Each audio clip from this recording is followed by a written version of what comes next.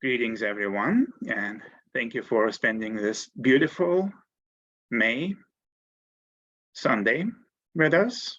The temptation to be outside must be strong, but we're all committed to poetry, and today we do certainly have a really amazing lineup of teachers as well as open mic. We're going to hear from Bruce Bond and Luke Stromberg. So, as always, we're going to start with the open mic. Before I introduce the first open mic reader, I do want to say that Wendy Sloan unfortunately couldn't make it today because of some technical reception issues, but she really sends her regards. She was really looking forward to this reading, and of course she will hear it on YouTube afterwards. So our first open mic reader is Robert Donohue. Okay, my poem's called Beggar's Banquet. He said when life for him was going bad, behind on rent or in a prison cell, what he would do was to serenely dwell upon a menu, which by chance he had. I said I thought it was a little sad, to whet an appetite you couldn't quell, but if your chips were down, then what the hell? It's just another fantasy to add. He told me I was wrong and would explain its premise in a way to make it plain. More than the promise of a special meal, a menu served to prove that any place, however mean, is still subject to grace, and what you have been waiting for is real. Thank you, Robert. Thank you. Our second reader is Amy Small-McKinney. Thank you so much. I'm never sure I belong in the metrics, but you're always so welcoming. Thank you. Reading One Day I'm a Field. It's the title poem of my book from 2022. One day I'm a field. Instantly, soundlessly, a meadow called bereft. One day a hawk's meadow. Above, a red-tailed hawk fools me into thinking he's an eagle, flaps his wings wildly, then glides until I know, yes, it is you. What is remembered when blinded? Try to wake to the sun's flash of denial. The problem, I am grief's land. One day I am a hollow. One day a long depression of land, a hollow carved out close to a river.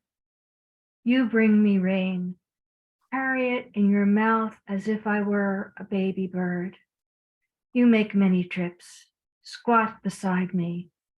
There were never enough words between us. Before you leave, you cover me with birch bark. Say, you are safe. What I want for you, to be a mountain bluebird escaping the blazing forest, or if you prefer, water running downhill, stretching into a river. Thank you. Thank you so much. Thank you, Amy. Up next is Judith Mary G. This one appears in the current issue of Spoon River Poetry Review. The dead don't eat our chickens. Neither will they inhale bright flowers, no matter how fresh. It's raining lightly at the cemetery this afternoon. We haven't lived long enough in each other's company. Yet between us, dreams choose to be shared. Bow 3 times while standing. I've already disgraced all the ancestors, as well as all the future generations. Yet I continue to sweep the graves. This year, Qingming coincides with Easter. Until my own teeth fall out, I'm compelled to satisfy their eternal appetites. Jack Daniels for Granny. third wife of a polygamist. That must have been a century ago. Nosy Parkers demand answers. Were your lid creases inserted surgically? But I've always had my mother's eyes. I am a shadow. I am making shadows. Bow 3 times while kneeling. Thunder. I hear it. Time to pack up that store-bought rotisserie bird and finish burning the counterfeit money. Not one for buying Joss paper. I sliced the comics into rectangles. That should cover any debts. Not even crumbs for the dead, darling. Let's hurry home for tea, English style today. Learned from old Hong Kong aunties. Hold on to that lantern, little Sheng, just in case you need it. The dark can come on so suddenly. The dead never eat our chickens, yet they watch us so jealously. Nevertheless.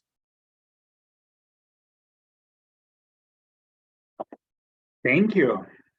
Thank you, Judith.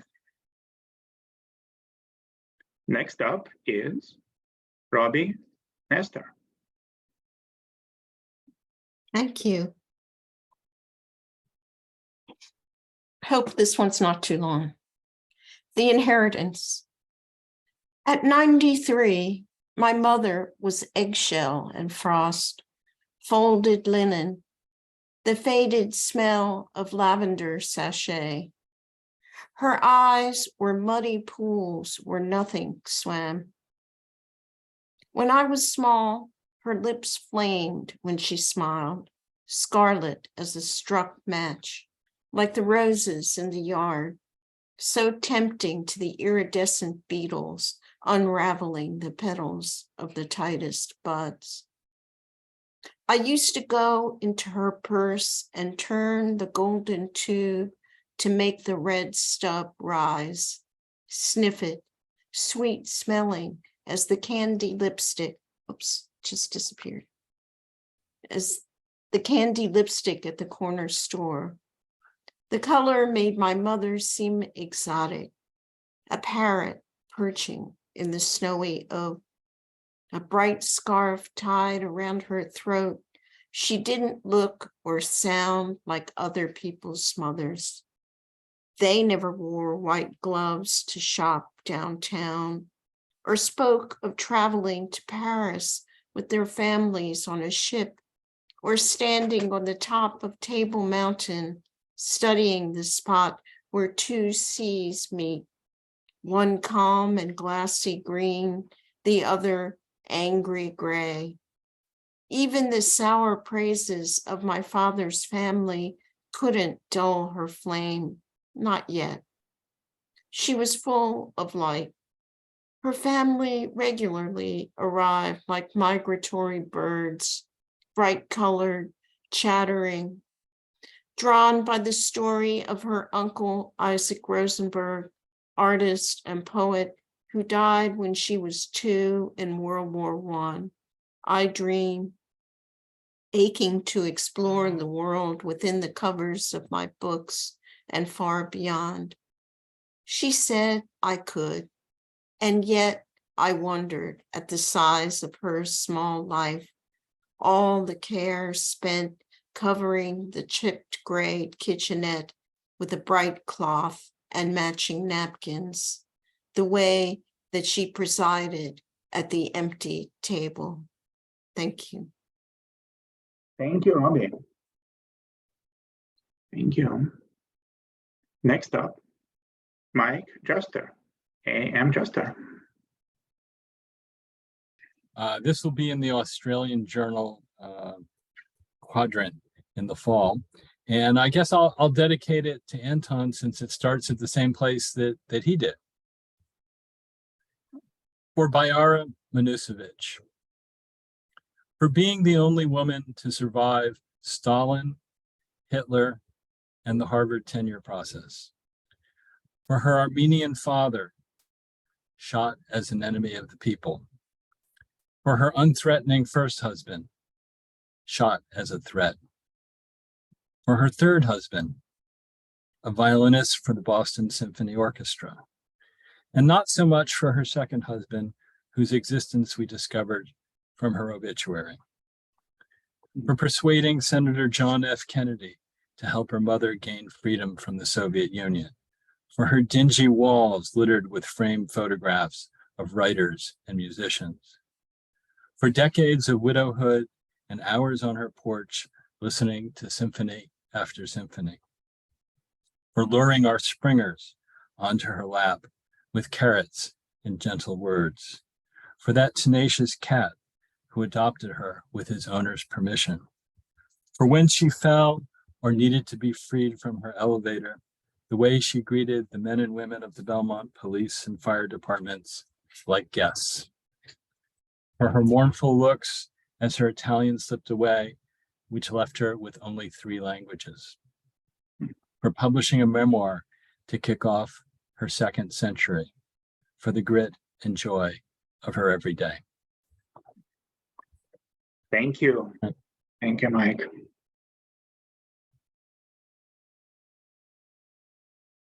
All right. It is now my honor and my pleasure to introduce our first feature reader. Bruce Bond is the author of 34 books, including most recently Patmos, which won the Juniper Prize, was published by UMass in 2021. Behemoth, New Criterion Prize, 2021. Liberation of Dissonance, which won the Schaffner Award for Literature in Music, and was published in 2022. An Invention of the Wilderness from LSU Press this year, plus 2 books of criticism, Imminent Distance from University of Michigan, and Plurality and the Poetics of Self from Palgrave. Other honors include the Crab Orchard Book Prize, the Elixir Press Poetry Award, the Tampa Review Book Prize, the Richard Snyder Book Prize, 2 Texas Institute of Letters Best Book of Poetry Awards, fellowships from the National Endowment on the Arts and the Texas Institute for the Arts, and 7 appearances in Best American Poetry. Really excited to hear you today. Thank you for being with us. And everybody, please welcome Bruce Bond. Thanks so much. Can you hear me? Yes. Okay. My screen will probably freeze. It's been freezing a lot today, so I might have to interrupt a poem briefly to deal with that. I'm going to start with some short poems, and then I'll read one longer poem. This is the book from Schaffner Press. It's a press that specializes in books on music. Some of you might know, I used to be a musician by profession. I went to music school. So this entire book is about music. The title comes from Schoenberg. It's sometimes translated Emancipation of Dissonance. And basically Schoenberg's arguing that once dissonance is established, the ear adjusts and it seeks a new context to operate as dissonance. I'm just going to read a short one. This is entitled Lorca. If you know anything about Lorca, you probably know about the concept of duende. This is very much a poem about duende. Duende is roughly translated as soul. It's a very corporeal sense of soul as we understand it. I guess Lorca mainly defines it via metaphor, where he talks about black blood, but it's very embedded in a sense of our mortality and our sexuality. So Lorca, you hear it best when the key turns minor. and enters a field you did not know was there. But it was always there, you think, this star, day or night, this jewel in the mine, always a wilderness that pulls from the earth, its slow, dark, architectural progress. A boat slips beneath the harbor bridge, a letter that says, by the time you get this, I will be gone. And yet you read there some tender argument, know that I am thinking of you, or please be not afraid. The mere mention of fear sounds its own danger alone in the harbor flagged in mist. Wherever music goes farthest, deepest, you hear the speaker inside it, longing to be clear. And it is that failure that is clearest, the hesitant strength, hope, and its refusals that phrase the matter. It is the need to be there among the lost that carves the marble of all things here.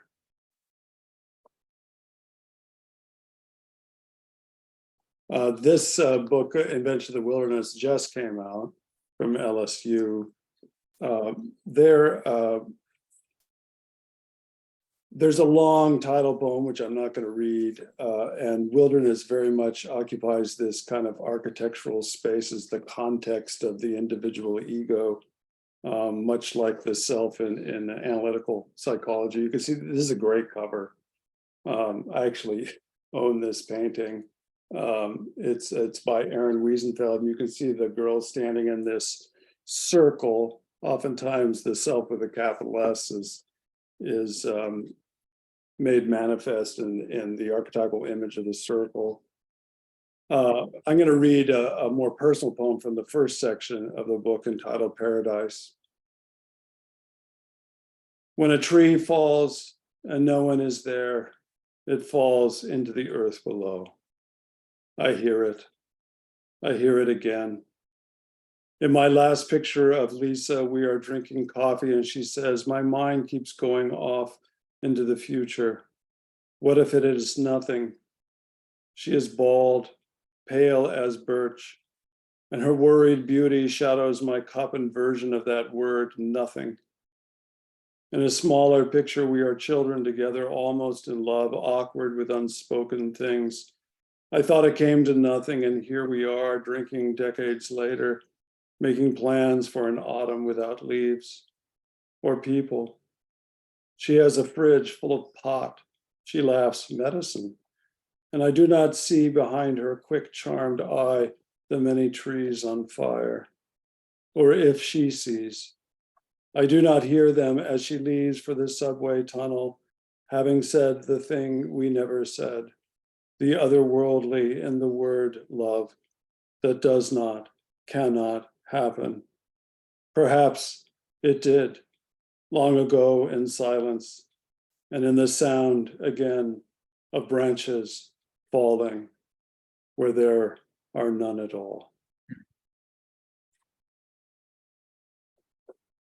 Since this is an organization that somewhat associated with metrical work, a lot of the work I write is metrical, not all of it.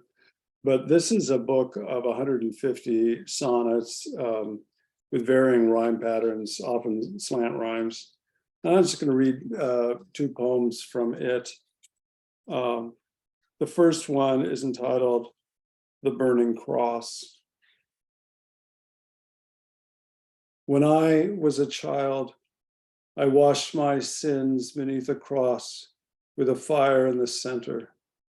The abstract gold of it, bodiless, bare, no bright blood to desecrate the monstrance. Always that suffering yet to be visible, and the cross needed me to see it there, to give the past its flesh, its breath, its future.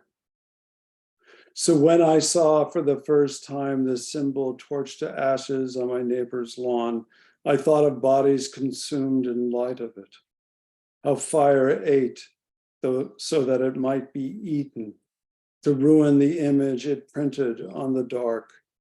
Everywhere the fury of confused glare that scorched the eye of its imagined savior. Many of you, I'm sure, are aware of the figure Saint Sebastian, a favorite subject for Renaissance painters.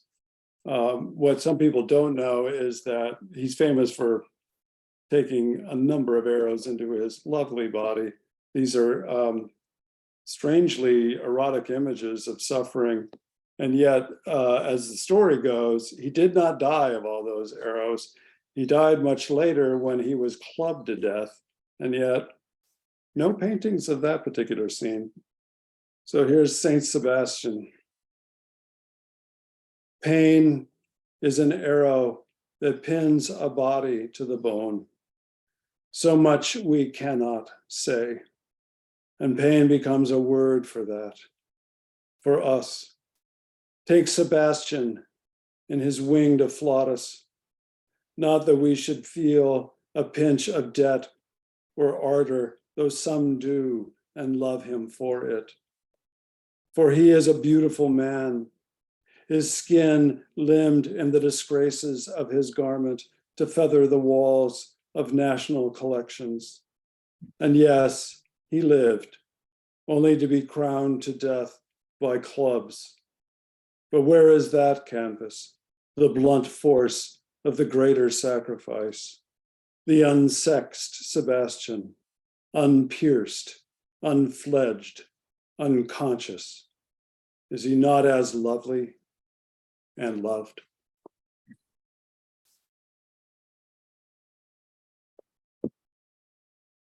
Okay, I'm going to read the title poem to my new and selected. It came out a while ago. This is called Blackout Starlight. I'm originally from Pasadena, which is Pasadena, California. It's a suburb of Los Angeles. This is about the predicament of the homeless in Los Angeles who are unable to exist without breaking the law. Blackout Starlight. At the base of a leg of smoke on which the heaven of Los Angeles stands, a man is burning the unidentified remains of a chair in a can. And his shadow grows tall against the warehouse wall behind his eyes. Another man joins him, and in the distance, you hear a siren, a dog, and then another, and the whispered sea of the interstate coming ashore. In other words, a kinship of silhouettes and voices falls over the talk and inner lives of those who might otherwise appear left out of the larger conversation. I read once fire came to the center of our social circle for this. Before it cooked our meats, it held our fascination. It held us, and then the howling. And a man shares a hit of smoke with a man swept with the others from the center of town. The new money is buying up the old, and the rents that sweep beds from these apartments, and the mission is full, and the flames keep breaking some local ordinance to pieces like a chair. Just today, the one man sat through a sermon in a parking lot because it came with coffee and a roll and a city of angels that had no suffering, only strangers to their experience on earth. It felt like a story told over the fire, the stars taking aim among the copters with their needles of light. Something in the sermon's voice rose with a clarity foreign to smoke. It helps some. The coffee is hot, and the new money keeps burning a hole in the pockets of Los Angeles, where land is cheap and people move along a step ahead of the law and the seasons. Welcome to paradise, says the postcard of a beach in the fire. And as it crumples, nothing changes. Nothing moves in a dress like that, where the streets are swept each morning by machine. There is a better world, surely, and the darkness of the warehouse wall ebbs a little as the ashes rise. Whatever the medication, it is always wearing off. Whatever the angel dust that falls from the construction, power is always hungry, thin, gone the way of white powders in the high rise, and the air above the earth movers coming to rest. Any pretense here of the whole picture gives way to the perspective of a man or two beside the empty warehouse. Words and silences get exchanged like cash, buying cash, and the larger conversation is less a conversation than the ghost of elsewhere thumping in a black limousine, the windows the mirror of our own exclusion. One's own hand could be shaking for some unspoken reason. One man could hear the siren spread dog to dog and laugh with another, and what the hell? Time to put the whole enchilada in, the chair and the missing man it held, the leg with its claw, the arm curved like a broken overpass. Time for the part that never was a chair. It is now. Fire makes it so, and so mails the postcard back to where it came from, to St. Peter at the electric gate beyond the local ordinance that is the space around a heaven that keeps it safe. Put it in. The angel and the machine and the ball that drops through the wall of the tenement, the bright flock that scatters like a window. Put them all in, the way a dog puts it all in the cry we call his, though something the size of the whole picture is happening to him. Echo untouched by echo, throat by throat, something of the whole heart cut out of hiding, the deep red part hurled into the dark like meat to the wall, and the shadows roar. Okay, I'll read one more shorter poem. This is from the book Behemoth. When I first met Anton, I was reading from this at the New Criterion. Very fortuitous meeting. Thought we hit it off. So this is a poem, another fairly personal poem. This is called Bronze. Tower bells beat the door of the sky and so call to those who hear the toll of marriage or mourning or time passing before the bronze goes still. Today, I hear all those calls at once, leaning from the chamber, a rapture that bears, I know, a given message, though I like to think the music has its own. So too, its own cloud swept through the parapet, where the temple scaffolds rise and fall over the face, and stones of a great design, the one I never see. I, a mongrel, married a Jew. My table crowned in candles whose light and honey smokes the air, and they are not mine, these dispensations echoed at the altar, not mine, the music of my home, though it marries me to the silence after. Call me a follower then, a mute observer, a bit of stone against the larger burden.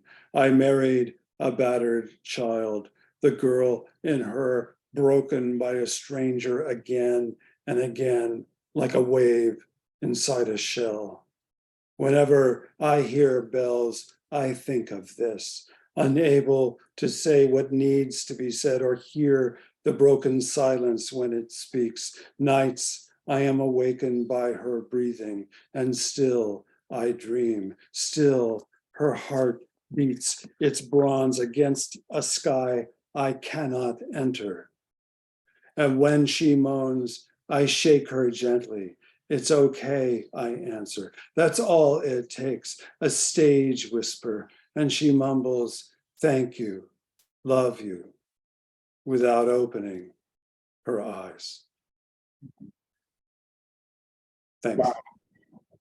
Thank you so very much, Bruce. What an amazing reading. Absolutely hypnotic and magnificent. Can everyone unmute yourself if you'd like? We would like to applaud and appreciate the reading by Bruce. Wow. Wonderful. Just wow. Yep. Hardest working man in poetry.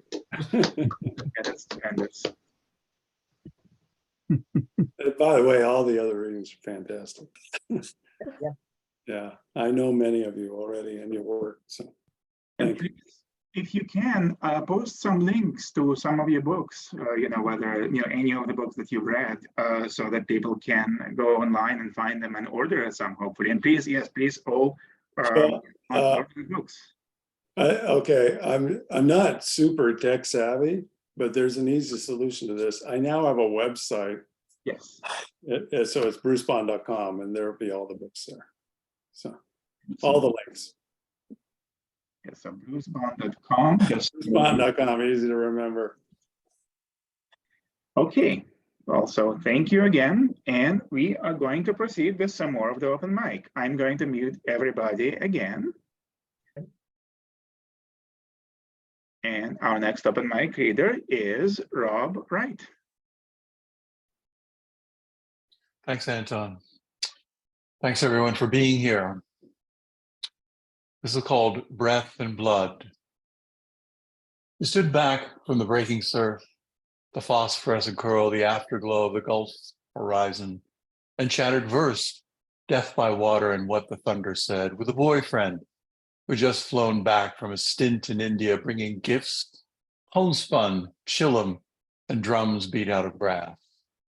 While I stood in a chorus line of lean ravers who stripped right down to wade into the breaking waves while stirring up swimmers that in their mating dances glowed and clung to our stroking arms and legs, our rumps and breasts and dangling sex. Next day, moonstruck from wine and cigarettes, you woke me up and said, "Why, you're beautiful. Why are you so shy with me these days?" You push away my briefest hug or kiss. And I remembered it was you who said, "We can't do this anymore." After all those nights when you draw back sheets inviting me to bunny against your breasts and hips, as I breathed in the heavy scent of woman in bedding, warm by breath that made my breath and blood that made my blood. But what could I say as you smiled at me looking out from your appalling beauty, knowing I'd forgive you anything? Thank you, Rob. Our next reader is Mark McDonnell. Hi, Anton. Hi. So just let me get it ready. My dad was a painter and decorator, like a house painter. So he would always tell me, and he painted like pubs and shops and things as well. So whenever we were anywhere locally, he would tell me if he'd painted a particular building. So this poem's called "I Painted That Sun." He says he did a lot of pubs, remembers this one. Its ceiling low enough to slather beams thick with 2 quick coats. I picture him, a rare old soak, half cut, I hope. His budget brush splits on the grain as red, bulbous gloss drips freeze in sticky time. I know he'll reach the wireless ballerina-like on stepladders for strangers in the night, while teardrop stalactites solidify past all repair. A piece on jam and cheese in waxy paper, flecked with paint and plaster on the bar, the place his own. He looks around now. Everywhere he stretched and sang and worked alone, the whole room lurches, looking anywhere but up. Why would they? And yet it seems a shame. It's time now, please, to splash their own mistakes, their shitty imperfections, even under dreams as poor as these. Cheers. Thank you, Mark. Next up is David Formanek. This is last year I wrote about 25 or 30 of these 2-part poems that are next to each other and intersecting. And there's someone in my group who says they give her a headache. but I'll read it anyway because it will be published in Crosswinds this month. A Night at the Opera. Everybody dreads strange noises in the dark. There was never climate, only weather. Bad news from a startling telephone. It's winter. It's right to see it's snowing. High-pitched sounds that wake you with a stop. It's right that clear nights should be scary dark. Small mammals live in brush around the house. Trees stretch their limbs against the charcoal sky. The predators we fear are rare, but real. Half a week of high winds threaten more. Cats play with prey. These creatures swallow whole. Heated air brews violent weekly storms. They share the cat's wild taste for warm, live meat. Wind transforms the woods to xylophones. We keep the cat indoors until daylight. They creak percussion, soft continuos. Animal arias sound in fleshy suburbs. Twigs vibrate, wailing, a woodwind choir. Tenor or soprano codas signal. Heaved sighs forced from a mourning throat. Another life has ended in a maw. Storms shriek. Against its will, the world is altered. Thanks, everyone. Thank you. Thank you, David. Next up is Daniel Klawitter. Right. Thank you, Anton.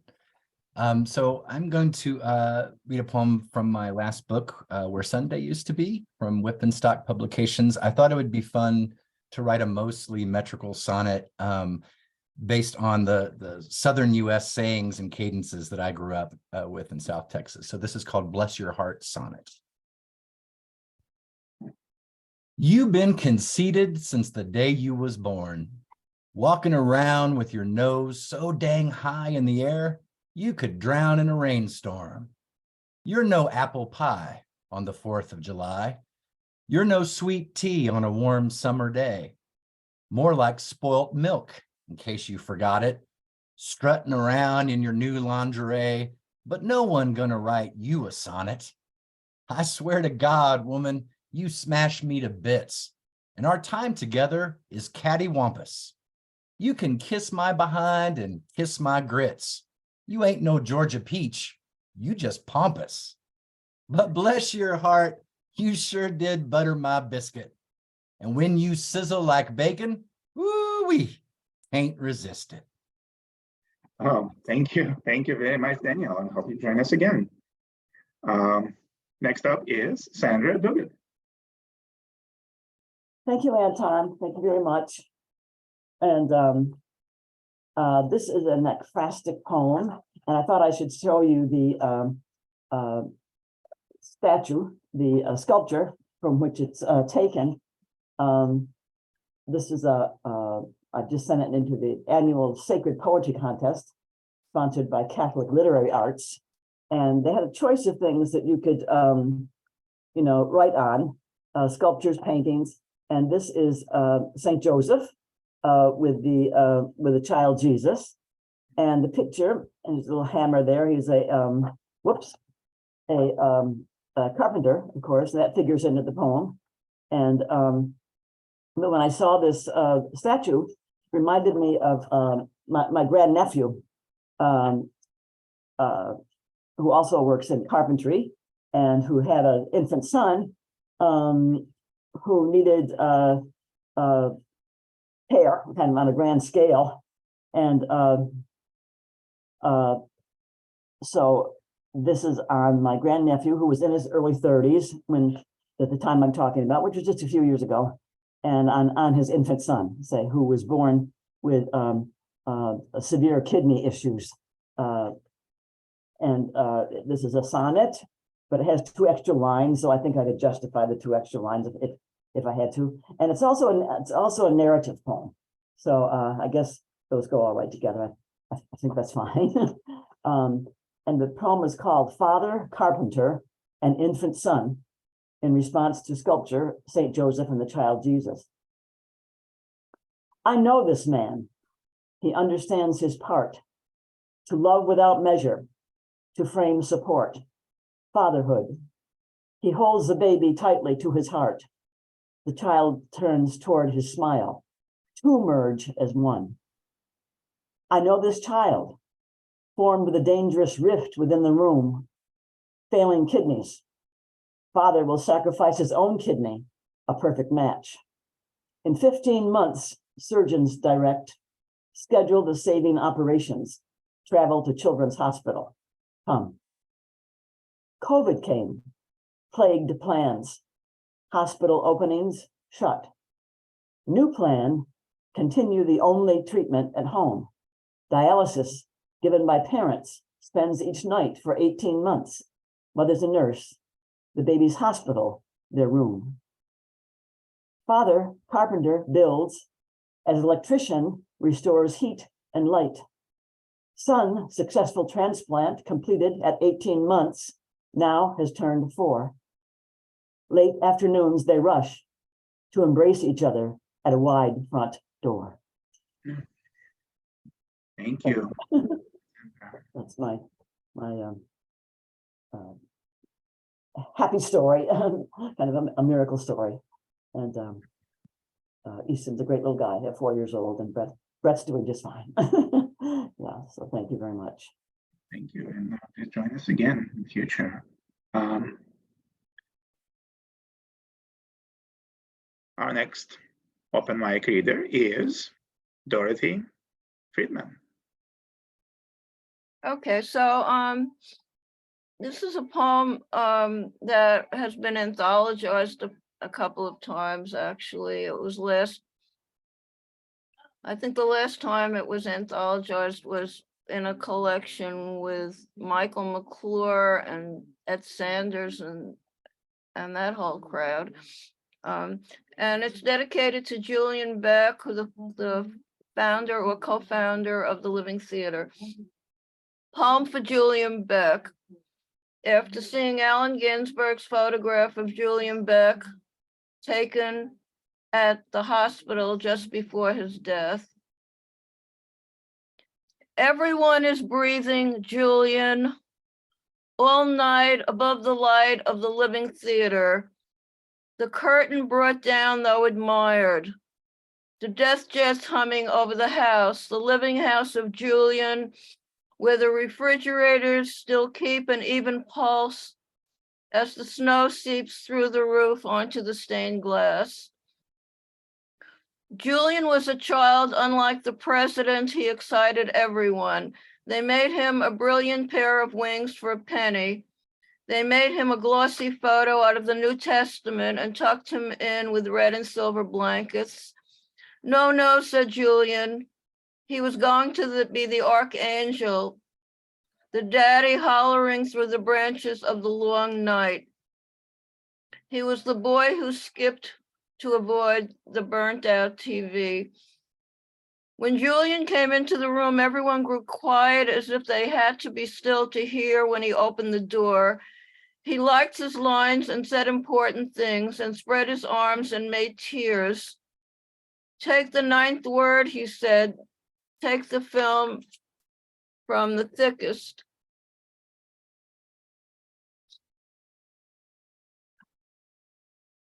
Shift from the dark wings to the high wind. He wanted to talk and help everyone. And when he stopped, they tried to finish. And when they weren't sure of all the steps, they rolled him over, daddy gone bye-bye, took off his clothes that smelled faintly of eucalyptus, and ate him. Staring into the sun, the doctor wishes you would forget you have cancer, or that there's a Dresden, or the day you burnt your fingers on the stove. We grabbing for potatoes. We wait all weekend for death, and it comes in with the rain, and the doctor comes in with it on his lips. Stems wither, fading their roots like entrails to the earth. Pity that we are not corrugated like iron, incurable machines. Bon ami, pray to the iron azure cord. The machine a bird with angry cry. Pin note on the moon and turn up both as poet and poet corpse. The living body, the living theater. Dawn through the hospital window reveals Julian wrapped under sheets. After midnight, we said the final prayer with our souls, his body corrupted by time. Julian incandescent even in death, the fires in him still glowed, the words, the dance without money. The sun comes in through the yellow windows. He is dressed and ready for the black earth. He lies down with angels while we doze in the parking lot. Thank you. Thank you, Dorothy. Thank you. Next up is Michael Palma.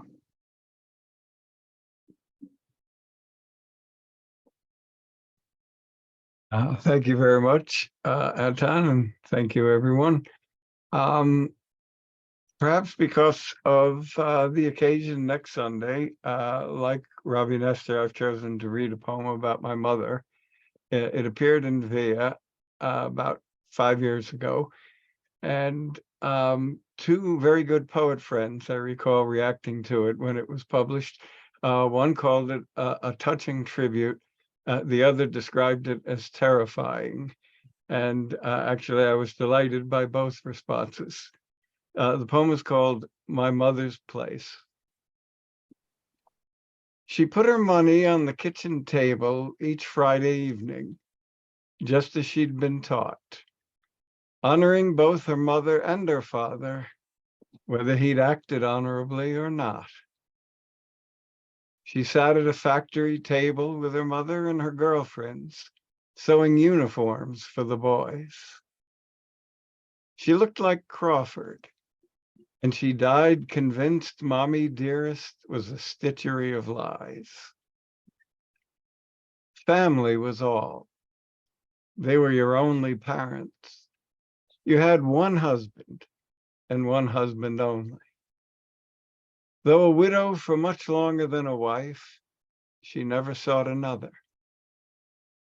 Was she lonely, sitting all night, sometimes with the television, pushing herself through years she'd never planned? Who knows? The subject wasn't for discussion. Whatever time provided, she remained. Remaining was what she preferred to do. Insurance policies and burial plots were ways of calling trouble on yourself. Silence was better, hedging of your bets. When people wed or christened, she was happy. When people died, she was surprised and grieved. She went to church for those things, and those only. Yet she certainly believed that she believed. I say all right, she'd say, to make it clear that she was tolerant, but that there came a moment when the lines were cut in stone. I remember few allowances all the same. I remember the brandishing of the wooden spoon, its landings too. When I told her that I meant to refuse induction, she had one thing to say. Why do you always have to be different? Unlike the educated and refined I tried to hide myself among, she was the only person that I never heard let pass a single word of prejudice. Her ways and precepts coated in my veins as varicose as hers, her face more set in mine each year. My mother's place remains securely rooted where she nurtured it. Thank you very much. Thank you. Thank you, Michael. Right, the next open mic reader is Chris O'Carroll.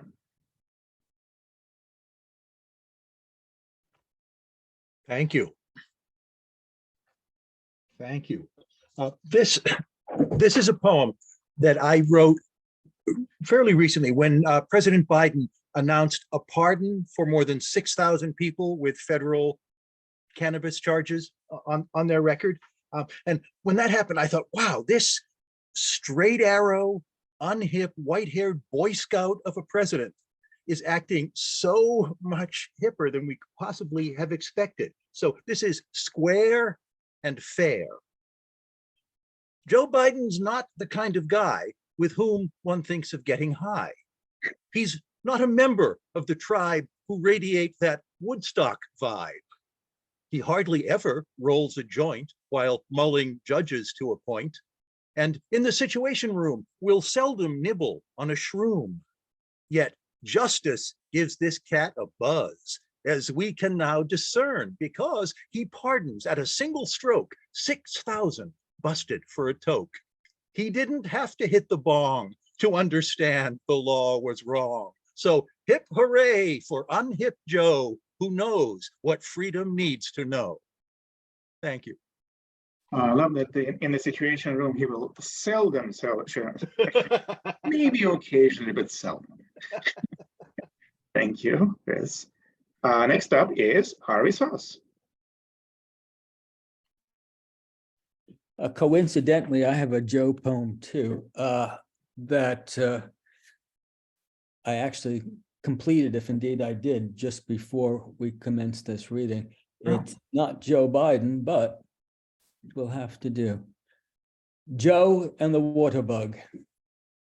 He caught it in his hand and squashed it, feeling proud, demonstrating the sort of eye-hand coordination tennis stars rightfully brag of. Nadal, Federer, Djokovic, showing the water bug who was boss in this house. The force which he applied underscoring that it hadn't contributed so much as a twitched antenna to payment of the monthly rent. Six-legged squatters no more deserving than two-legged of a freebie, and 3 times as ugly.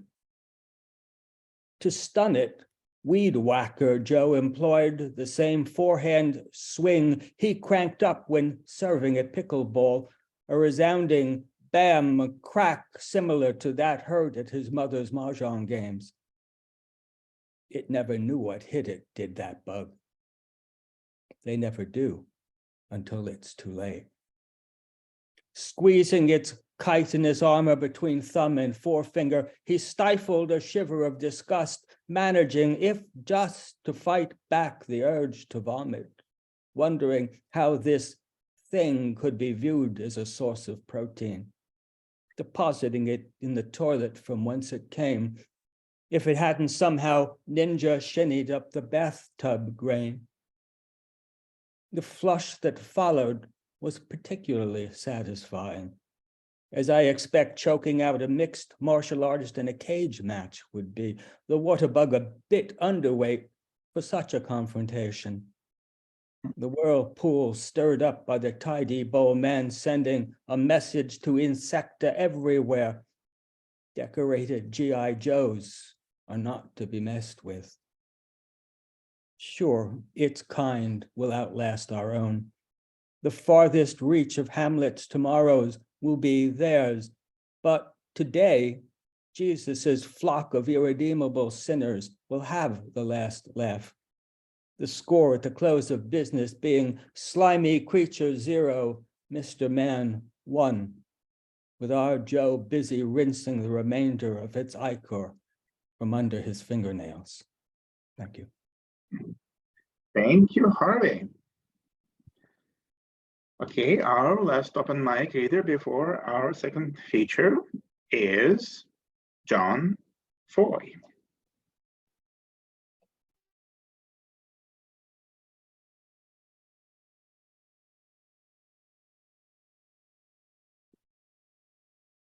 You're muted still. Now you can hear me, Anton, yes? Yes. Okay. Well, thanks, Anton. It's an honor to be here with everyone. I'm going to read a poem. It's based on an old 1950s horror film called The Thing That Could Not Die. And it's dedicated to Luke Stromberg. And it is called Upper Darby, which is where Luke lives, just outside Philadelphia. I'm sorry to have to tell you this, and I wish it were otherwise. But the thing that could not die is at large in Upper Darby. The grave could not hold it. Nothing human could stop it. And there have been sightings on 69th Street at break of day. I've called the police, and George Green has called the army. None of this, of course, will help. A slow-witted handyman did what he ought not to have done and opened up an ancient box.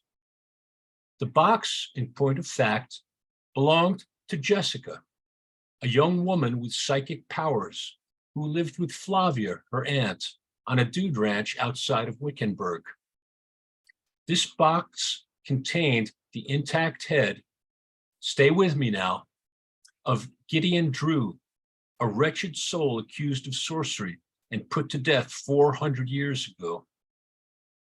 Do not ask me to explain. The head comes back to life and telepathically gets inside the mind of the mentally limited handyman. The head goes on to take control of other people's minds. The outcome, Luke, is unthinkable horror. Do not let the head of Gideon Drew prey upon your decent soul. Make sure to lock the door behind your house. And if you have a shed, lock that too, and stay away from the enfeebled handyman. It may be too late now for Upper Darby. I think you'll understand, my friend, that whether we approve or not, things do dwell and lurk beyond the Burger King of reason, in back lots where logic failed to thrive. This wasn't my idea. Even I'd forgive you should you say, well, Foy's been in the whiskey again. But Luke, make no mistake, in all of Christendom, who knows why, the thing that could not die was at the 69th Street Terminal.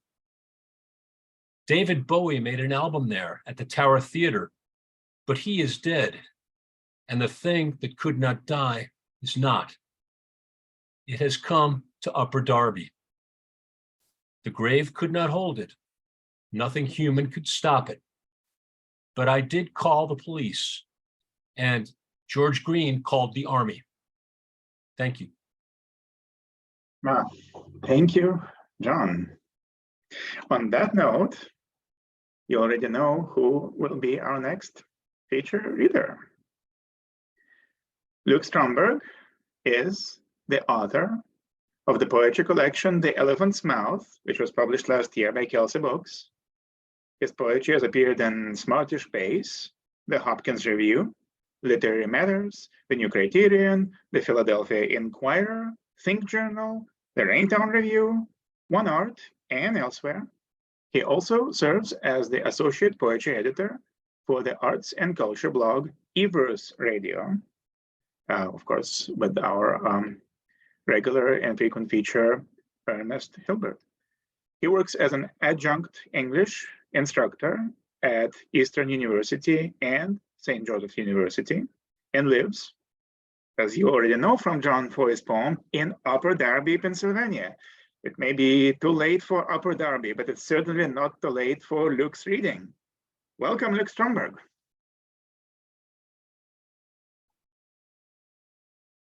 Thank you, Anton. Thanks for having me, everybody, and Anton and Wendy and Therese. And it's great to be here. And thank you to, it's great to read too with all of the featured readers and Bruce and John. I have to admit, I'm a little alarmed now. I don't know if I can go on with my reading. I have to make sure everything's okay, but at least you called the police and George Green called the army. So, That's right. you know, hopefully we'll be okay. I'm going to read from my poem, from my book, The Elephant's Mouth, which was released last year by Kelsey Books. I put a link in the chat there. I'm going to begin with this poem called "The Chimes at Midnight." And I wrote it for my cousin, Leo James Stromberg.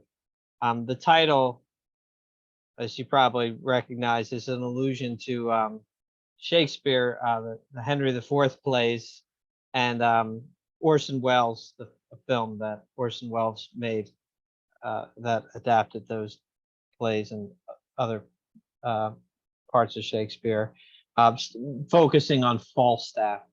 But this is called Chimes at Midnight for Leo James Stromberg.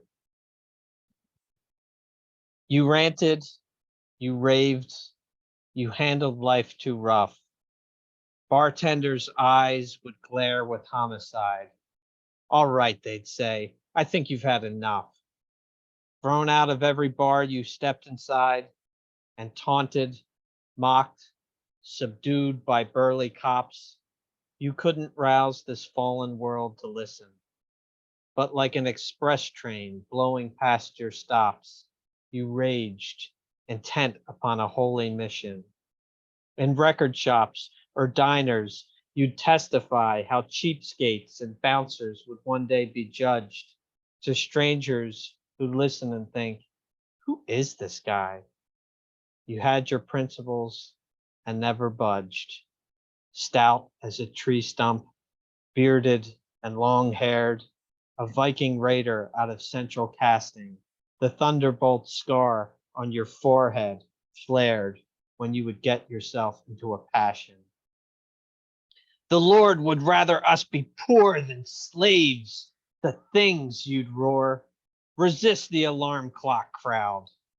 Their fancy homes, their boats, their cars were graves.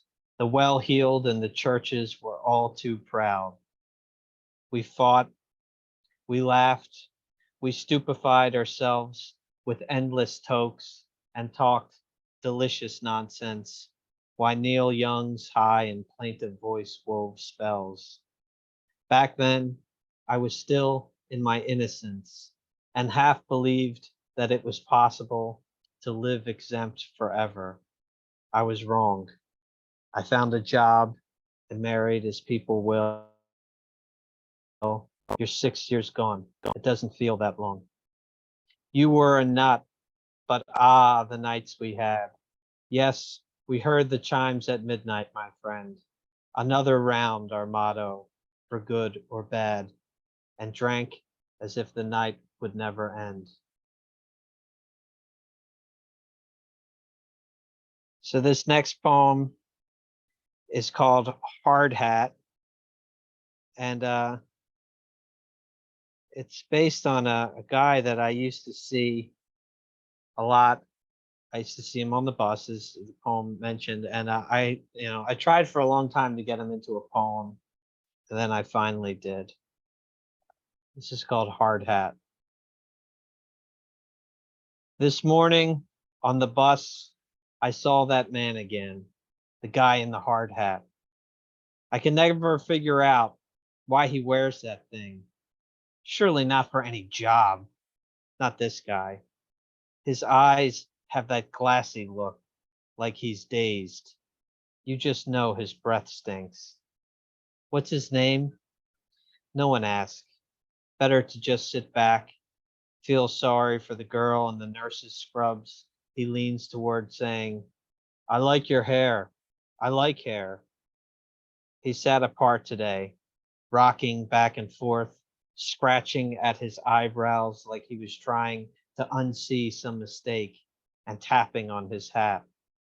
A woman sat across from him.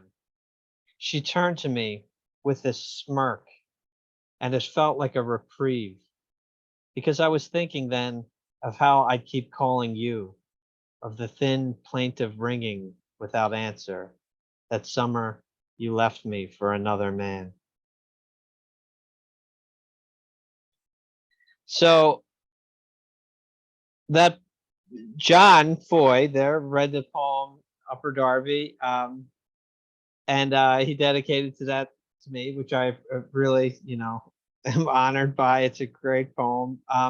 This I'm going to read a poem that John Foy inspired and that I dedicated to him. So it's just going to be like a big love fest here. I forget exactly how this came about, but we were talking about old advertisements for Coca-Cola. And, John said, you should write a poem about that. And I did. So I mentioned some of these old advertisements from like the 1920s or earlier. And then I also mentioned an advertisement, a very famous advertisement from the 1970s with a song, I'd like to buy the world a Coke.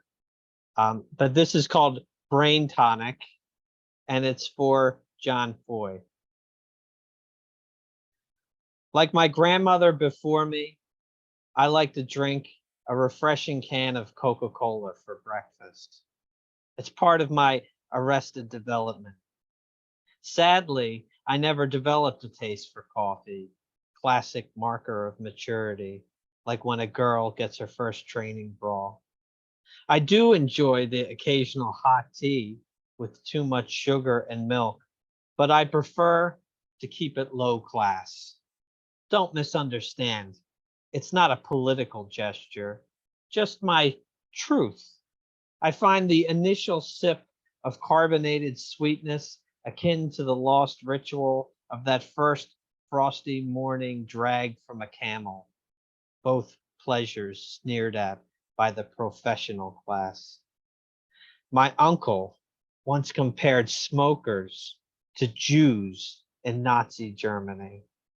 The comparison was, as the kids would say, problematic. But health can be a form of tyranny, I guess. What was I talking about again? Ah, yes. Healthful, delicious Coca-Cola, the intellectual drink, the ideal brain tonic, said to relieve exhaustion and calm the nerves, to satisfy the thirsty and help the weary. Like Trump, I drink several cans a day and sometimes feel powerless with rage. I'm sorry, sort of, for these affinities, but overwhelmed by social change and struggling to gain purchase, I've turned to Coca-Cola. On an airplane one time, a woman asked if I could try to be less animated. I was relating a story to a friend, you see, and am excitable by nature. Ah, I am exhausted, so exhausted, beat down by politics, divorce, and failure.